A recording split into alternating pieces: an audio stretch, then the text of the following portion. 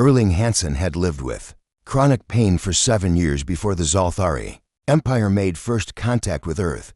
The degenerative nerve condition in his spine meant every movement carried a sharp reminder that his body was at war with itself. He had learned to measure his life in manageable increments, getting out of bed, walking to the kitchen, sitting through a work meeting without grimacing. When the crystalline ships descended over major cities, most humans panicked. Erling simply took his medication and watched the news with the same detached interest he applied to everything else. Pain had taught him that survival meant adapting, not resisting. The Zalthari were conquerors, but efficient ones. They cataloged humanity, assessed Earth's resources, and began integration protocols. Erling was assigned to a labor battalion, a cruel irony that wasn't lost on him. On his first day at the processing center, he met Emily Chen, a former neuroscientist who had been studying pain management before the invasion. "You're moving wrong," Emily said, watching him navigate the crowded hall. Her dark eyes were analytical, professional. "Favoring your left side. Chronic pain," Erling replied flatly. "Spine." Emily's expression shifted from curiosity to concern. "They're going to work you to death. The Zalthari don't understand human physical limitations, especially chronic conditions." She was right. Within a week, 3 people in his unit had collapsed from exhaustion. The Zalthari overseers, tall, multi-limbed beings with skin like polished obsidian, showed no mercy. Weakness meant reassignment to the biomass reclamation centers. No one came back from there, but Erling didn't collapse. He had spent years learning his body's limits, finding the precise edge where function met breakdown. While others pushed themselves into exhaustion, Erling worked with calculated efficiency. He knew exactly how much he could lift, how long he could stand, when to breathe through the pain, and when to stop before permanent damage occurred. The Zalthari noticed. Commander Vexither, the obsidian-skinned overlord of Sector 7, summoned Erling to his observation deck. The alien studied him through multifaceted eyes that refracted light in unsettling patterns. "You are damaged," Vexither stated in mechanical English, "yet you outperform the healthy. Explain." Erling met the alien's gaze without flinching. Pain had burned away his capacity for intimidation long ago. "I know my limits." "They don't." "Limits." Vexither repeated the word as if tasting it. "The Zalthari have no limits." "Then you're going to lose this war," Erling said. The observation deck went silent. Emily, who had been brought along as a medical consultant, held her breath. Speaking to a Zalthari commander with anything less than complete deference was grounds for immediate execution. But Vexither didn't kill him. Instead, the alien leaned forward, compound eyes glittering with something that might have been interest. "Elaborate." Erling gestured to the screens showing human labor units across the planet. "You're burning through your workforce because you don't understand endurance versus capacity. You see someone lift 100 pounds once and assume they can do it indefinitely. But human bodies aren't machines. They break down. I've been breaking down for 7 years. I know exactly how to manage it. That's why I'm still standing."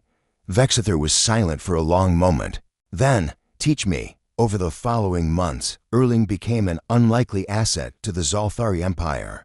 With Emily's medical expertise and his practical understanding of human limitations, they restructured work schedules, implemented rest protocols, and dramatically increased productivity. Mortality rates dropped, efficiency soared, but Erling wasn't helping the Zalthari out of loyalty. Every protocol he implemented contained a hidden purpose. Rest periods were timed to coincide across facilities, creating windows for communication. Work rotations ensured that key personnel, engineers, soldiers, strategists were placed in positions where they could gather intelligence. Medical checks that Emily administered became opportunities to identify resistance leaders and keep them alive. The Zalthari saw increased productivity. They didn't see the resistance network forming beneath their notice. Erling's chronic pain became his greatest weapon. The Zalthari dismissed him as damaged, incapable of threat. They didn't understand that someone who had spent years fighting their own body had developed a kind of strategic thinking that went beyond physical capability. Every day was a calculation of resources, risks, and sustainability. When the resistance finally struck, It wasn't with bombs or guns the Zalthari were to advance for conventional warfare. Instead, Erling and Emily had weaponized the thing the aliens couldn't comprehend: human endurance management. They convinced the Zalthari to implement a new efficiency protocol across all occupied worlds. Simultaneously, every human workforce would undergo a synchronized rest period for maximum recovery, a 72-hour window that the aliens believed would boost long-term productivity. The Zalthari approved it. Empire-Y. During those 72 hours, resistance cells on every occupied world activated simultaneously. Communication networks that had been built during work rotations blazed to life. Sabotage that had been carefully positioned over months triggered in cascading failures. Human ingenuity, coordinated patience, and innate knowledge of Zalthari systems brought the occupation infrastructure to its knees. The Zalthari Empire didn't fall in a day, but it fractured. And at the center of that fracture was a man who had learned to fight through pain, to measure his battles not in moments of glory but in sustained, calculated resistance. Commander Vexithar, facing rebellion across his entire sector, finally understood. He found Erling in the ruins of a processing facility, surrounded by freed humans. "You knew your limits," the alien said, his voice carrying something like respect. "But you also knew ours. We had none, so you gave us one." Erling leaned heavily on Emily, his spine screaming from months of stress. But his eyes were clear. "I learned a long time ago that surviving isn't about being the strongest.